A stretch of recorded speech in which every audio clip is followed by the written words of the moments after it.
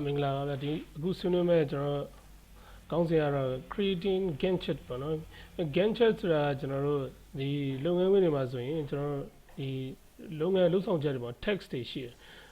်ဘယ် project တစ်ခုကိုလုပ်မယ်ပေါ့နော်အဲ project တစ်ခုဥမာကျွန်တော်တို့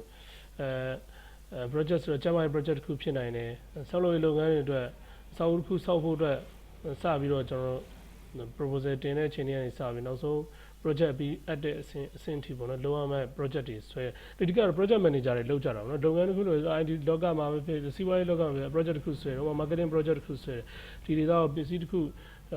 ုပေါ့နော် distribute လုပ်မယ်အဲ့ဒါကိုလုပ်ဖို့အတွက်ကျွန်တော် project တွေဒီတိုင်းပစ္စည်းနဲ့ကောက်တယ်ကားနဲ့ကောက်တယ်သွားအဆုံးရှုံးတွေလေလွင့်နေအများကြီးနဲ့အစီအစဉ်မချဘူးနေရာမှာပြည့်တင်နေရအဲ့ဒါမျိုးတွေဖြစ်လို့မရဘူးစနစ်တကျနဲ့သွားမယ်ဆိုရင်မလုပ်ခင်တည်းကကိုလုံးမဲ့ဥစ္စာတွေ project ဆွဲလို့ဆွဲရရှိโอเคအဲ့လိုဆွဲတဲ့အချိန်မှာကျွန်တော်တို့ကဒီမှာဒီလို table လေးနဲ့ကျွန်တော်တို့ဆွဲကြတယ်ဆွဲပုံစံတွေပုံစံပေါင်းစုံချက်ပုံမှန်အဖြစ်တော့ကျွန်တော်ဒီလိုမျိုးရှိမှာပေါ့ကျွန်တော်ဒါကကျွန်တော်ရင်တော့ဘာ text တွေလဲကျွန်တော်ဒီမှာဆို prepare for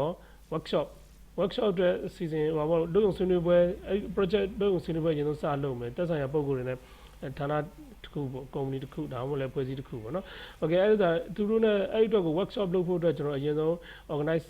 လုပ်မယ်အဲ့ဒီဥစ္စာ prepare လုပ်တဲ့အချိန်မှာတရက်နေ့ကနေစလုပ်မယ်ဆိုတော့2ရက်ကြာမယ်ကျွန်တော် project manager ဒါကောင်းကောင်းသိတယ်နော်ဒါဘယ်လောက်ကြာလဲဆိုတော့သိ okay 2ရက်အချိန်ယူမယ်ဒီဘယ်နေ့ကနေစလုပ်မယ်2ရက်အချိန်ယူမယ်ဒီလောက်တော့ကျွန်တော်သိတယ်ဒါအချမ်းချင်းကို draft ကိုဆွဲချလို့ဘယ်နေ့ကြာမလဲဆိုတော့ okay အဲ့ဒီမှာတော့ planning workshop တဲ့ကျွန်တော် planning စဆွဲပြီနော် workshop တော့ prepare လုပ်ပြီးplanning workshop ဆိုတာတော့ဒီ project တွေ workshop planning workshop ကိုကျွန်တော်စလုပ်တယ်ဆိုတော့ကျွန်တော်ဒီမှာ2ရက်လုပ်ပြီးတော့1ရက်နေ့က2ရက်ကြာတဲ့အချိန်ကျ2ရက်ပြီးသွားတဲ့နောက်9ရက်နေ့ရောက်သွားတယ်9ရက်နေ့မှာကျွန်တော်အဲ့ဥစ္စာကိုစပြီး workshop စလုပ်တယ်1ရက်လုပ်မယ်ပေါ့နော်လုပ်ပြီးတော့ workshop ကနေကျွန်တော်ဟောပေါ့နော်ဒီဆုံးဖြတ်ချက်တွေထွက်လာပြီအဲ့ဒီထွက်လာပြီဆိုရင်အဲ့ဒီဥစ္စာအတွက်ကိုကျွန်တော်ဘယ်နေ့မှာလုပ်မယ်ဘာလုပ်မယ်ကျွန်တော်ဘာတွေပါမယ်အဲ့တော့ခွင့်ပြုတာတွေပါလာမှာပေါ့နော်ရပြီဆိုတော့မှကျွန်တော်တို့ကဘာလို့လဲဆိုတော့ budget စဆွဲရအောင်အဲ့ project အတွက်ကိုအဲ့ပထမအချိန်ဒီ budget မရှိသေးဘူးเนาะကျွန်တော်ဘာတွေလုပ်ရမလဲဆိုတော့တီတော့မှ budget ကို budget လိုက်အောင်စဆွဲ9ရက်နေ့မှာစဆွဲတရက်အစည်းအဝေးလုပ်ပြီးနောက်တစ်ရက်မှာကျွန်တော်ဟောပေါ့နော်9ရက်နေ့မှာကျွန်တော်တို့ budget line စဆွဲ budget ဆွဲတဲ့ဥစ္စာအခုဆွဲအခုပြီးတာတော့မဟုတ်ဘူးเนาะကျွန်တော်ဒီမှာတော့ကိုကိုတိုင်းတော့ project တစ်ခုဆွဲတာမျိုးမဟုတ်ဘဲနဲ့ကျွန်တော်တို့ဒီမှာခံမှန်းကြည့်ပေါ့နော်ကျွန်တော်10ရက်ကြာမယ်လို့ကျွန်တော်သတ်မှတ်လိုက်တယ် okay ဒီမှာ project manager ကောင်းကောင်းသိပါ okay ဒီနေ့စဆွဲမယ်ဆိုရင်ဒီလုပ်ငန်းလောက်ဆိုရင်ဘယ်လောက်ကြာမလဲဆိုတော့ကျွန်တော်သိတယ် okay နောက်တစ်ခုအဲ့ဒါ budget ဆွဲပြီးသွားပြီဆိုတာနဲ့ data collection စလုပ်တယ်ဒီလုပ်ငန်းတဘောရဆိုရင်တော့ data collection လုပ်ဖို့လိုတယ်ဥပမာအစောအဦးတစ်ခုဆိုလဲဘယ်လို data တွေကောက်မလဲဆိုတော့သက်ဆိုင်ရာဒီရာသီဥတုအခြေအနေတွေကျွန်တော်မိုးရေချိန်တွေမြေကြီးရဲ့တိတ်သေးစားပါညာအဲ့ဒါတွေနဲ့ပတ်သက်ပြီးတော့ဒီစာရွက်စာတမ်းတွေလိုတယ်အဲ့ဒါရတော့မှကျွန်တော်ဘယ်လိုအဲ့အချက်လက်တွေကျွန်တော်အရင်ဆုံးကောက်အောင်ပေါ့နော်ကျမရဲ့ project တစ်ခုဆိုဒီ data ရဲ့ကျမရဲ့အခြေအနေကိုကွင်းဆင်းပြီးတော့ data ကောက်ဖို့လိုတယ်ကောက်ပြီးတော့မှတကယ်လိုအပ်ချက်ကိုကျွန်တော်သူတည်နာတုံးနိုင်မယ်ခွဲချမ်းစိတ်ဖြာပြီးတော့မှကျွန်တော်ဘာလုပ်နေလဲဆိုတော့ကျွန်တော်သိနိုင်မယ် data collection စလုပ်တာတော့အကြဆုံးပဲဒါတော့ကွင်းနဲ့ဆင်းသိရင်လည်းဆင်းရမယ်ကျွန်တော်အဲ့ဒီချက်လက်တွေကိုကျွန်တော်စုစည်းပြီးတော့မှမပြီးသေးအဲ့ဒီချက်လက်တွေကပုံစံပေါင်းစုံနဲ့ရောက်လာတဲ့ဟာကို consolidate လုပ်မယ်အဲ့တော့ table တစ်ခုတည်းအကုန်လုံးမောင်းသွင်းပြီးတော့မှကျွန်တော်ဘာလုပ်ရမလဲဆိုတော့အဲ့မှာ22ရက်ကြာမယ်ဘလို့22ရက်ကြာလဲဆိုတော့တကယ်တမ်းစ collection လုပ်တဲ့နေတွေကတချို့ data တွေကချက်ချင်းရတယ်တချို့ data တွေကမရတယ်အဲ့လိုဆိုရတဲ့ data ကိုသွင်းမယ်ဒါတွေအကုန်လုံးရပြီးတော့မှ data သွင်းတာမဟုတ်ဘူးသူကောက်နေရင်လည်းဟို face step ပြောင်း20ရှိတယ်တယောက်စီရမယ်ရတဲ့တယောက်ကိုဒီမှာစသွင်းတယ်အဲ့ဒီ10ရက်နေ့စပြီးတော့ data ကောက်တယ်နောက်2ရက်ကြာတာနဲ့ကွင်းစင်းပါညာပြန်ထွက်2ရက်ဆိုရင် data တချို့ data တွေရပြီဒါပေမဲ့အဲ့လိုချို့နောက်ကျတဲ့လူတွေအတွက်ပါဝေးကနေလူတွေအတွက်ပါစောင့်မယ်ကျွန်တော်တို့22ရက်နေ့မှာ data ကောက်ပြီးတာနဲ့20ရက်နေ့မှာကောက်ပြီးတာနဲ့20ကြာတယ်ပေါ့နော်ကျွန်တော်ရက်20ကြာတယ်ဆိုကြပါတော့ဒီ10ရက်ကနေရက်20ဆို20ရက်နေ့နောက်22ရက်နေ့ရောက်တာနဲ့တခါတည်းဒီမှာconsolidate လေးလုပ်ပြီးမယ်ပေါ့2ရက်ပဲကြာမယ်เนาะသူကကွာတဲ့ဥစ္စာ2ရက်ကွာမယ် okay နောက်ပြီးခါ analyze လုပ်မယ်ဆိုတော့ဒီရလာတဲ့အချက်လက်တွေကိုခွဲခြမ်းစိတ်ဖြာမယ်ဘယ်ကတော့ဘယ်လိုဖြစ်ပါပေးပုံဆိုတော့ကျွန်တော်အရင်တော့ပြောလို့ summarize ပြန်လုပ်တော့ပါတယ် dashboard တွေပါတယ်နဲ့ကျွန်တော်ရေးမှာပေါ့အဲ့ဒါပြီးတော့မှအဲ့ဒီကောင်ကိုကျွန်တော် report တစ်ခုအနေနဲ့တိစောက်ပြီးတော့ကျွန်တော် board company ဆိုရင်လည်းဌာနဆိုင်ရာမှာပဲဖြစ်ဗမာဖြစ် board အဖွဲ့ရှိတယ် board အဖွဲ့ကိုတင်ပြအောင်ပေါ့နော်ဒီမှာတော့တင်ပြရမယ်လို့တင်ပြတာတရက်ပဲเนาะအဲ့ဒီ board အဖွဲ့ကိုရောက်သွားပြီးသူတို့ကအဲ့ဒီဥစ္စာဆက်ပြီးတော့သူတို့ရှိပြန်မကြမယ်ကျွန်တော်ထိုင်ဆောင်ရင်ပေါ့အဲ့ဒါကိုကျွန်တော်ကဘာလို့ဆိုအဲ့ဒီကနေ comment တွေပြန်လာဘာလို့လဲဆိုတော့ board အဖွဲ့တယောက်ချင်းစီအောင်ဆိုတော့ကျွန်တော် solicited ပြန်လုပ်မယ်ပြန်စုစည်းပြီးတော့မှကျွန်တော် comment တွေသူတို့ရှိလာတဲ့ဥစ္စာတွေအားလုံးစုစည်းပြီးတော့မှကျွန်တော် finalize ကို project ရဲ့ proposal ကိုစပြီး finalize လုပ်မယ်ဒါက proposal ရေးတဲ့အဆင့်ထိပဲပါတယ် proposal ရေးပြီးတော့မှ implementation ဘာညာတကယ်တမ်းပြင်မှာဆို tax ပေါင်း20ရှိနေရှိမယ်30ရှိနေရှိမယ်50ရှိနေရှိမယ်တစ်နှစ်စာဖြစ်နေဖြစ်မယ်နှစ်နှစ်စာဖြစ်နေဖြစ်မယ်နှစ်နှစ်စာလောက်ဆွဲခြင်းနဲ့ဆွဲ5နှစ်စာဆွဲခြင်းနဲ့ဆိုမှာ okay အဲ့ဒီဥစ္စာကိုကျွန်တော်ဒီမှာကျွန်တော်အချက်လက်6ခုနဲ့ကျွန်တော်ပြတာအဲ့ဒါတွေကိုကျွန်တော်ကဒီတိုင်းကြည့်လိုက်လို့ရှိရင်ကျွန်တော်မမြောက်ဘယ်နေ့မှအလုပ်ရှုံနေမလားဟာဒီဥစ္စာတော့ကြာကျွန်တော်ဒီမှာဆိုရင် Gantt check လေးဆွဲလိုက်လို့ရှိရင်ဒီဥစ္စာကိုကောင်းကောင်း present လုပ်ပေးနိုင်တယ် preparation for workshop ကဒီလောက်ကြာတယ် planning workshop လုပ်တာဒီလောက်ပဲ workshop လုပ်တာတော့ဒီလောက်ပဲကြာပေမဲ့ဒီမှာ prepare လုပ်တာကြာတယ်ဟိုလူဖုံးဆက်ဒီလူဖုံးဆက်လာမဲ့လမ်းဝေးရလာမဲ့လူတွေလက်မှတ်တွေဖြတ်ပေးပါညာဒါမျိုးကြာမယ် workshop လုပ်တာတရက်ပဲပြီးသွားလို့ရှိရင်ချက်ချင်းလုပ်လို့မရသေးဘူးကျွန်တော်ဂျားထဲမှာတခြား workshop ပြလာတဲ့ဥစ္စာတွေ record တွေကိုပြန်ပြီးတော့ဟိုလုပ်ရမယ်စာစီတင်နဲ့စီမယ်ကျွန်တော်ဒါတွေအချက်လက်တွေပြန်စုစည်းပြီးတော့မှအဲ့တော့ budget ကိုဆွဲတာ budget ဆွဲတဲ့ဥစ္စာဒီလောက်ကြာမယ်ဒါဆိုဒီမှာကြည့်ဒါ9ရက်ဒီတစ်ဖြတ်9ရက်စီဒါတစ်ပတ်ကျော်ကြာ10ရက်နေမှကြာမယ် okay အဲ့လိုဆိုတော့ data collection ကိုလည်းအဲ့ဒီ budget ဆွဲနေနေတဲ့ data collection လုပ်မှာဒီမှာတော့ကျွန်တော်မမြင်ရဘူးကျွန်တော်ဒီတိုင်းကြည့်လိုက်တော့အဲ့ဒီဥစ္စာပြီးသွားတော့မှလုပ်တယ်ဆိုတဲ့ပုံစံမျိုးထင်တယ်တကယ်တမ်းတော့မဟုတ်ဘူး budget ဆွဲနေနေတဲ့ data collection စလုပ်နေလုံရင်းတဲ့ကိုဒီမှာရလာတဲ့ data 2ရက်လောက်နေတာ data ရလာတဲ့ဥစ္စာကို data သွင်းနေ data သွင်းတဲ့လူကသွင်းမယ် data ကောက်တဲ့လူကကောက်မယ် budget ဆွဲတဲ့လူကဆွဲမယ်အဲ့ဒီနေရာမှာကျွန်တော်တယောက်ထဲတာဆိုရင်တော့အကုန်အလုပ်ရှုံမယ်အဲ့ဒါဆိုကျွန်တော်ဒီဥစ္စာကိုခွာမလားပါနဲ့ကျွန်တော်ကိုယ့်ကိုပြန်ပြီးတော့ဒီ project ကိုပြန်ညှိရမှာအဲ့တော့ပြန်ဒါ draft ထွက်လာတယ်အဲ့တော့ဒီတိုင်းပဲဆက်သွားမယ်ဆိုလဲဒီနေရာအလုပ်ရှုံမဲ့ရက်ရှိပြီးတော့ဒီရက်တွေကအားမယ်နော်အဲ့တော့ဒီမှာဒီတိုင်းသွားလိုက်တဲ့ဥစ္စာကဒီရက်တွေကတော့20လပိုင်း22ရက်နဲ့29ရက်30အထိကကျွန်တော်တို့ဒီနေရာမှာ data ကောက်တာနဲ့ data သွင်းနေတာနဲ့ပဲကျွန်တော်လှုပ်ရှုံနေမယ်အဲ့ဒီ data တွေအကုန်လုံးသွင်းလို့ပြီးမဲ့အချိန်ကတော့ဒီမှာခုနကပြောတဲ့ဒီ date ပေါ့နော်ဒီမှာတော့ date က29 30 2လပိုင်း9ရက်နေ့မရောက်ခင်ဆက်ကြအောင်အဲ့ရောက်2လပိုင်း3ရက်လေးလောက်ရောက်တာနဲ့ကျွန်တော်ဒီမှာနောက်တစ်ခုက data analysis လုပ်မယ် data နဲ့ computer တဲ့ data ရော analysis လုပ်တာဘာမှမခက်ဘူးနော်ကျွန်တော်ဒီ pivot table တွေသုံးမယ်နော် dashboard တွေသုံးမယ်တော့ကျွန်တော် analyze လုပ်တယ်ဆိုတော့ကျွန်တော်အဲ့မှာကျွန်တော် function တွေသုံးတယ်လဲသုံးမယ်ကိုလိုချင်တဲ့ချက်လက်လုပ်တာနေစနစ်ပိုင်းနဲ့ဆိုင်တာဖြစ်တော့ခဏလေးနဲ့ပြီးတယ် data ဘယ်လောက်ပဲများများခဏလေးနဲ့ပြီးတယ်ကိုပိုင်ဖို့ပဲလို့ okay ဒါပြီးတော့မှ distribute the board အဖွဲ့ကဒါဒီရလာတဲ့ချက်လက်တွေကို board member တွေကိုပို့ပြီးတယ်ဆိုတဲ့ဥစ္စာလဲဒါ email နဲ့ပို့ဖဲဆိုခဏနဲ့ရောက်သွားမယ် okay အဲ့ရနေတော့ပြန်လာမယ်ဆိုတာ board member တွေသူတို့တယောက်နဲ့တယောက်ချင်းစီစစ်မယ်အဲ့ဒါတွေပြန်ဖတ်ကြည့်မယ်အဲ့ဒီချက်လက်တွေပေါ်မူတည်သူတို့ comment တွေပေးမယ်အဲ့ဒီဥစ္စာတွေပေါ်မူတည်ပြီးတော့ကျွန်တော်တယောက်ချင်းစီပြန်စောင့်တာဒီလောက်ကြာမယ်အဲ့ဂျားထဲမှာကျွန်တော်အားနေအောင်မယ်အားပြီးတော့မှအဲ့ဒါပြီးသွားတော့မှကျွန်တော် project proposal စရေးမယ်နောက်ဆုံး proposal ရေးတာလည်းကြာမယ်ပေါ့နော်ဒါဒီမှာဒီလောက်ကြာမယ် okay အဲ့ဒါဆို project နောက်ဆုံးအဲ့ဒီ proposal ရေးတဲ့အထိဒီအချိန်မှာပြီးနေမယ်အဲ့တော့ဒီဥစ္စာကိုကြည့်လိုက်ခြင်းဘယ်နေ့မှအားနေမယ်ဘယ်နေ့မှလှုပ်ရှုံးမလဲဆိုတာလည်းမြင်ရတယ်လို့ကိုလုံးနဲ့အလုပ်ကမနိုင်တာဖြစ်နိုင်တယ်ဆိုလို့ရှိရင်အဲ့ဒီအချိန်တွေကိုဒီမှာပြန်ညှိလို့ရတယ်ဥပမာဒီမှာဆိုလို့ရှိရင်ကျွန်တော် data collection ကဒီလိုခါလေးလုံးနေရင်ဒီဘက်ကလည်း budget line ပြီးတဲ့ဥစ္စာနဲ့သွားပြီးတော့ကတ်နေတဲ့ခါကျတော့ budget ဆွဲနေတဲ့ဥစ္စာနဲ့အကုန်လုံး data ကလှုပ်ရှုံနေမှာဆိုတော့ကျွန်တော်ဒီမှာ consolidate data ကိုဘယ်ကနေပဲပြန်စလိုက်တော့မလဲဆိုရင်ကျွန်တော်ဒီဘက်မှာလည်းအားနာဖြစ်တယ်ဒီနေရာကိုကျွန်တော်ဒီမှာတလားပိုင်းဟိုအနေကိုပြန်စလိုက်မယ်သူကကြာချိန်ကတော့ဒီလောက်ပဲကြာမှာပေါ့နော်ဒီလောက်ဘယ်လိုပဲဖြစ်ဖြစ်ဒီကောက်ထားတဲ့ data ဒီလောက်ပဲ22ရက်လောက်ပဲကြာမယ်လို့ကျွန်တော်သတ်မှတ်တယ်ဆိုတော့ဒီကောက်တော့ဒီလောက်ပဲကြာမယ်လို့ကျွန်တော်သိပြီးသားပဲလုပ်ဘူးနေလို့โอเคအဲ့လိုဆိုတော့ကျွန်တော်ဘယ်နေ့ရောက်ထားလဲ15တော့20ရက်နေ့လောက်မှကျွန်တော်လုပ်မယ်ဆိုတော့ဒီမှာ20ရက်နေ့ကျွန်တော်ထည့်လိုက်မယ်နော်တလားပိုင်း12ရက်ကနေကျွန်တော်တလားပိုင်း20ရက်ကိုကျွန်တော်ထည့်ချ enter ခောက်လိုက်တာ ਨੇ ဒါဆိုရင် okay ဒါဆိုရင်အလုပ်သိမ့်မရှုပ်တော့ဘူးဒီမှာနှစ်ခုဒီ data တွေအဲ့လိုမျိုးတော့ဒါပေမဲ့အဲ့ဒါဆိုရင်ဒီကောင်ရွှေ့လိုက်တဲ့အချိန်မှာကျတော့ဒီကောင်ဘာဖြစ်သွားမလဲဒီမှာ analyze data ဆိုတဲ့ဥစ္စာလည်းနောက်ကိုရွှေ့ရတော့မှာနော်ဘာလို့ရွှေ့ရမလဲဆိုတော့ data ကောက်ပြီးမှ data analysis လုပ်လို့ရတာအဲ့ဒါကြောင့်လို့ data ပြီးတဲ့ဥစ္စာကိုပြန်ရွှေ့ရမယ်အဲ့လိုမျိုးပေါ့နော် okay ဒီမှာတော့ကျွန်တော်တို့ကဒီပုံစံအတိုင်းဆိုလို့ရှိရင်ဒီမှာတော့ခုနကပြောတဲ့12ရက်နေပဲပြန်ထားလိုက်မယ်ဒါတွေကိုပြန်ညှိလို့ရတယ်ပေါ့နော်တခုတော့ညှိပြတာကိုကျွန်တော်မပြောတော့ညှိမယ်ဆိုဒါဘယ်လောက်ကြာမလဲဘယ်နည်းစမလဲဆိုတဲ့ဥစ္စာလေးပဲသွားတာဒီမှာကျတော့ဒီပုံစံမျိုးနဲ့ကျွန်တော်တကယ်တမ်း data ကိုဒီတိုင်းပုံစံမျိုးနဲ့ထည့်ထားပြီးဒါကို print ထုတ်ပြီးပို့မလားဒါမှမဟုတ်ကိုယ်တိုင်ကြည့်မလား presentation လုပ်မလားဒီပုံစံလုပ်မလားဆိုရင်တော့ကျွန်တော်ဒီပုံစံကဒါ project schedule ဆွဲတာဒါ presentation အတွက်ဒါအရင် strong ဖြစ်တယ်ရှင်းရှင်းလင်းလင်းနဲ့မြင်ရတယ်ကိုယ်တိုင်လည်း print ထုတ်ထားပြီးကိုယ်တိုင်လည်းဘယ်နေ့မှလုပ်ရှုံမလဲဆိုတော့ schedule ကျွန်တော်ကြည့်လို့ရတယ်နော် okay ဆိုတော့အခုနောက်ပိုင်းဆို Google ကဒီဥစ္စာတွေထုတ်ပြီးတယ်နော်ဒီ schedule ဆွဲတဲ့ဥစ္စာတွေ Google Calendar တို့ဘာလို့အဲ့ဒါတွေရှိတယ်အဲ့ဒါတွေကနေကျွန်တော်ကြည့်လို့ရတယ်ဒါတွေက Gantt chat Excel မှာသုံးမယ်ဆိုရင်ဒီ Gantt chat ကျွန်တော်အသုံးတက်ပါတယ် okay ဆိုတော့ Gantt chat ဆိုပြီးတည်တဲ့ပါတာတော့မဟုတ်ဘူးဒီဥစ္စာကကျွန်တော် bar chat ကို stack bar chat ကိုသုံးတာဒီလိုပုံစံဖြစ်အောင်ကျွန်တော်တို့ဘယ်လိုလုပ်မလဲဆိုတာဒါလေးကိုကျွန်တော်သွားမယ်နော် okay ဆိုတော့ဒီမှာကျွန်တော်ဒါကိုပြန်ပြီးတော့ဖြတ်လိုက်မယ်နော်ကျွန်တော်ဒါအစအဆုံးကျွန်တော်ပြန်ဆွဲပြမယ်ဒီလိုမျိုး table ကတော့လူတိုင်းဆွဲနိုင်ပြီကျွန်တော်ဘယ်လိုဆွဲလဲဆို project schedule ဆွဲတာဘယ်လိုဆွဲလဲကျွန်တော်သိပြီပေါ့နော်ဒါကျွန်တော် HR တင်တဲ့နေပါတက်ဆရာမလို့ဒါဘာမှမဟုတ်ဒီလောက်ပဲ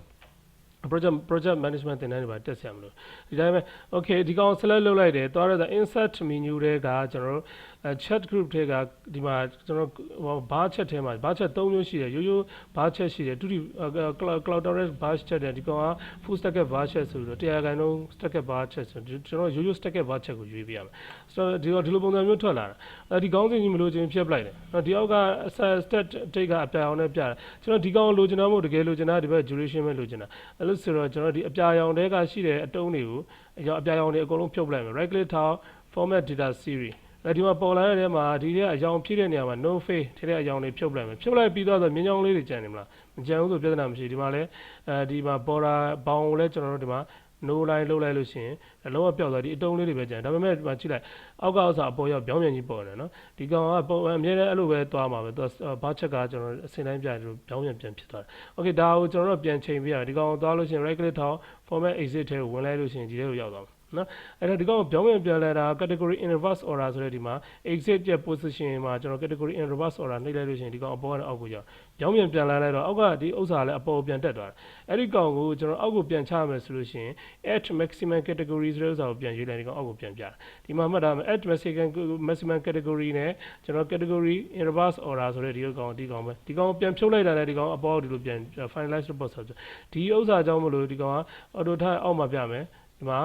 at maximum category ဆိုလို့ရှိရင်အပေါ်မှာပြမယ်နော်ဒါပေမဲ့အပေါ်မှာပြရဲဆိုတဲ့ဥစ္စာဒီ finalize ငကိုတိုင်းသွားနေတာဒီမှာဒီကောင်ကြောင့် category reverse ပြန်လုပ်လိုက်တော့အပေါ်ဆိုအောက်ပြန်ရောက်သွားတယ်အဲဒီလိုသွားလိုက်တော့ဒီမှာဒီ season တိုင်းမှာဒီ prepare for workshop ဆိုတဲ့ဥစ္စာဒီမှာအပေါ်ပြန်ရောက်သူ့အစီအစဉ်တိုင်းပြန်ဖြစ်သွားတယ်အဲ့တော့ဒီနေရာမှာအဲ့ဆိုတော့ကျွန်တော်ဒီကောင်လည်းမလိုတော့ဒီကောင်ပုံမှန်အပြင်ကျွန်တော်ဒါလေးတွေပဲသွားတယ်အဲ့တော့ဒါပေမဲ့ဒီမှာ17လပိုင်း2020ကနေစတယ်ဒါတွေကိုကျွန်တော်လတွေကိ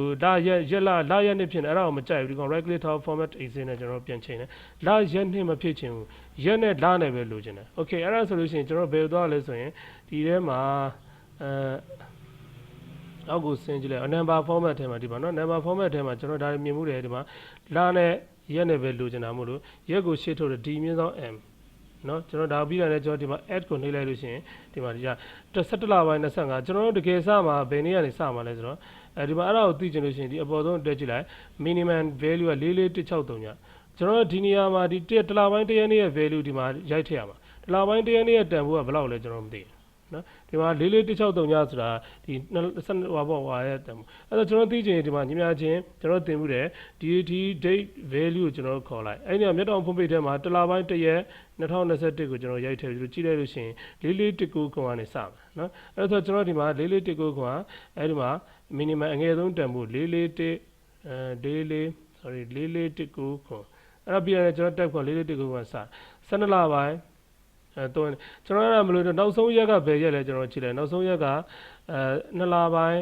20ရက်နော်2လပိုင်း20ရက်ဆိုတော့ကျွန်တော်ဒီမှာပြတာ12ရက်3လဖြစ်တယ်2လပိုင်း20ဆိုတော့20ရက်2လနော်20ရက်2လဒီမှာကျွန်တော်နောက်ဆုံးသူ22လနဲ့ကျွန်တော်စလိုက်တာ8ရက်ဆိုတော့28ရက်မှာကျွန်တော်ဆုံးပါအဲ့တော့28ဒီမှာဒီတော့3လပိုင်း2ရက်3လဆိုရင်ရပြီသူက9ရက်စီဆိုတော့ကျွန်တော်ဂျားရက်မှာရက်လို့မရဘူးနောက်တစ်ဖြက်က2လပိုင်း3ရက်2လပိုင်း3ရက်ဆိုတဲ့ဥစ္စာကိုကျွန်တော်ရှာမယ်ဆိုရင်ဒီမှာ2ရက်3လပေါ့နော် sorry 2ရက်3လဆိုတော့3လပိုင်း2ရက်21ကျွန်တော်ဒါရိုက်ထလိုက်ရင်4425ကိုကျွန်တော်ဒီတန်ဖိုးရတာဒီနေရာမှာ date ကိုသွားထည့်လို့မရတာဒီမှာ value serial number နဲ့ပဲပေးရတာနော်4425ခွန်ဆိုတော့ဒါကဘာဖြစ်လို့လဲကျွန်တော်သိပြီးသားပဲ date တွေကdate တွေကသူတို့ကနောက်ကသူ့ရဲ့ serial number နဲ့ပဲလုပ်တာနော်ကျွန်တော် date ဆိုတာဒီမှာမြင်နေရတဲ့ date တွေတလားပိုင်းတရက်ဆိုတာတကယ်တော့ format ပဲ date format ကြောင့်ဒီလိုဖြစ်နေပဲသူ့ရဲ့ value ကကျွန်တော်ကသူ့ရဲ့နောက်ကထောင်က date system ရပါတော့ကျွန်တော် serial number နဲ့ပဲလုပ်တာအဲ့ဆိုသူတို့တဲ့ဟို function တွေနဲ့တွားရင်ဒီ value နဲ့ value တွေနဲ့ပဲတွားဒီမှာကျွန်တော် date ကို format တွားထည့်လို့မရဘူးformatted value ဆိုဘာဖြစ်သွားလဲဆိုတော့ကျွန်တော်တို့ဒီလိုလာသွားကြည့်မယ်နှစ်မြင်းဆောင်20ဆိုနှစ်ကို20နဲ့စားရဆိုတဲ့ value သွားဝင်ပါအဲကြောင့်မလို့အဆင်မပြေဘူးကျွန်တော်တို့သူ့ရဲ့ serial number ကိုပဲကျွန်တော်ထည့်ပေးရတယ်နော် okay အဲ့လိုထည့်လိုက်လို့ရှိရင်ကျွန်တော်ဒီမှာမဖြစ်သွားပြီဂျာတစ်ခုထူးခြားဒီမှာတလားပိုင်း10ရက်စီကျွန်တော်သွားတယ်အဲ့10ရက်ကိုမလို့ချင်းဂျာထဲမှာကျွန်တော်တို့ခြားနာချက်ကကျွန်တော် exit option ပဲခြားနာချက်က10ရက်မလို့ချင်း9ရက်ပဲလို့ချင်းတယ်9ရက်ကကျွန်တော် major unit ကျွန်တော် minor unit auto ပဲထားရမယ် minor unit မပေါ့ minor unit ဆိုတော့ဒီကြားထဲမှာမြင်းချောင်းတတိလေးတွေကျွန်တော်ချပြီးတော့ပြောတာ okay အဲ့တော့ဒီကောင်နည်းနည်းလေးဆက်ချက်လိုက်ဒီလိုပုံစံဖြစ်သွားပြီ နော် okay ရပြီဆိုတော့မှကျွန်တော်ဒီနေရာမှာဒါကကျွန်တော်ဒီကောင်ကဟိုပေါ့နော် date တွေပေါ့နော်ကျွန်တော်အောက်ကဒီ horizontal exit title ကျွန်တော်ထည့်မယ် chat title တွေက exit title တွေက primary exit primary horizontal exit title ကိုထည့်မယ်ဒီမှာကျွန်တော်ဗာရေးပေးမယ်ဆိုတော့date ပေါ့နော်ဒီ date တို့ကျွန်တော်ရေးလိုက်မယ်ဘယ် date တွေပေါ့နော်ဘယ် date ဒီ date တိုင်းသွားတာ16ရက်2လဆိုတော့26ရက်2လနောက်ဆုံး26နှစ်လ19 26 9ရက်လို့သွားလိုက်တာနော်26ဆိုတော့ကျွန်တော်ဒီနေရာမှာ okay ရပါပြီကျွန်တော်ဒါလည်းပြင်ကြတော့မလို့ပါအဲ့ဒါဒီတိုင်းဆိုရင်ကျွန်တော်ဒါ project schedule ကိုထွက်လာတယ်အဲ့ဒီမှာကျွန်တော်ဒီအတုံးလေးတွေကိုကျွန်တော်တို့ကဒီမှာသွားတဲ့နေရာမှာဒီမှာတစ်ခုရှိတယ်ဟိုဘော gap width ဆိုတာတစ်ခုနဲ့တစ်ခုခြားတဲ့ဥစ္စာပေါ့နော် gap width ကကျွန်တော်မြင့်လာတယ်ပပလေးဖြစ်သွားမှာကျွန်တော်0ဆိုရင်ဒီလိုလုံးဝပူးကတ်သွားမှာအဲ့လောက်ကြီးလဲမလို့ဒီသားလေးနည်းနည်းလေးချဲ့လို့ရတယ်ဒီမှာ overlap ဆိုတဲ့ဥစ္စာကကျွန်တော်ဒီမှာအထူးတူပဲเนาะဒီကောင်ရဲ့100အပြည့်ထားမှာသူ overlap 100အပြည့်ထားဒီလိုတုံးလေးအဲ့ဒီမှာကျွန်တော် fail လုပ်ချင်တယ်ဆိုလို့ရှိရင်ဒီမှာအယောင်ပြောင်းချင်တယ်ကျွန်တော်ဒီမှာအယောင်တွေပြောင်းလို့ရတယ်ဒါ shape ရဲ့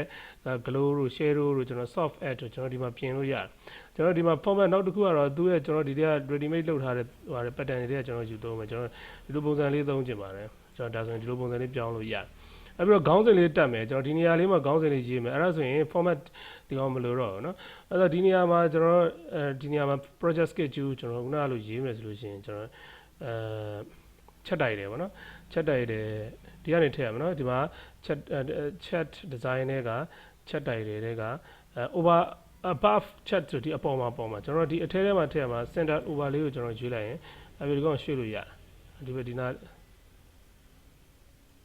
center over လေးပေးပြီးတော့ကျွန်တော်ဒီနေရာမှာ project project schedule project schedule เนาะအဲ့တော့ကျွန်တော်စလုံးအယောင်တွေပါတယ်ချိန်လို့ရတယ်စလုံး design တွေပါတယ်ဒီမှာနည်းနည်းကြည့်ကောင်းမဲ့ design လေးတွေဒါမျိုးလေးတွေပေါ့နော်နောက်ပြီးတော့ဘိုးတင်မယ်เนาะမဲအောင်လို့မထားတော့အဲ့ဒါဘိုးတင်မယ်ကျွန်တော် control B ပဲကြာဒါဆိုရင်ကျွန်တော်လိုချင်တဲ့ project schedule ပုံစံလေးဒီလိုကူထွက်ပါတယ် okay ဒီဥစ္စာကအခု project အတိုင်းပေါ့နော်ဒီမှာပါတဲ့ဥစ္စာလေးဒါစိတ်ကြိုက်ဒီမှာပြင်လိုက်လို့ရှိရင်ဒီမှာဘယ်နည်းကြောင်ဟာဒီဥစ္စာ planning workshop တရက်နဲ့မရအောင်2ရက်กว่าဆိုဒီမှာ2ရက်ပြောင်းလိုက်ရုံပဲ2ရက်ပြောင်း2ရက်တော့သူ auto ပြင်ပါနော်ဒါတော့ dynamic ပဲသူဒီဘက်ကအဖြေပုံမူတည်ဒီဘက်ပုံမူတည်ပြီးတော့ဒီဘက်က chat ကတော့ auto ပြောင်းနေမှာဒီ chat ကိုပဲကျွန်တော်ယူပြီးတော့ကြိုက်တဲ့နေရာမှာသုံးပေါ့နော်ဒါ Microsoft Word ထဲထည့် report ထဲမှာထည့်သုံးမလားနော်ကျွန်တော်ခုကြိုက်တဲ့သုံးလို့ရပါတယ် okay ဒါတော့ Gantt chat ဆိုတာဒါပါတွေးလို့မပါဘူးဒါ static bar chat ကိုပဲကျွန်တော်တို့ကဒီမှာ series နှစ်ခုပါတယ် chat လို့ပြောလိုက်တာဒီမှာ column နှစ်ခုပါတယ် column နှစ်ခုမှာ stat value ကကျွန်တော်ဒီဟိုနဲ့ date နဲ့သွားလိုက်တာတကယ်တမ်း date နဲ့သွားသူအတုံးတွေဘာလို့အကွာဝေးဖြစ်သွားလဲဆိုတော့ခုနကဒီမှာရှိတဲ့ date တွေရဲ့အရှိအတူတွေဘယ်ကနေစလဲဆိုတဲ့ဥစ္စာတွေကိုဒီမှာပြတယ်အဲ့ဒါကိုကျွန်တော် hidden လုပ်ပလိုက်တကယ်တမ်းဒီမှာ series ရှိပြီးသားနော်သူဘယ်နေရာကနေစမလဲဆိုတဲ့ဥစ္စာကိုဒီ date ကdate တွေကထိုးပြီးပြတာအဲ့တော့ဒီပြောင်းပြီးတော့ပြတာဒါ schedule ဆွဲတာကျွန်တော်ဟို Google Calendar တို့ဘာလို့မှပေါ်တဲ့ပုံစံတိုင်းပဲเนาะဒါအဆင်ပြေလို့လုပ်လို့ရတယ် okay ဆိုတော့ thank you ဒါလေးကိုဆွဲကြည့်ပြီပေါ့နော်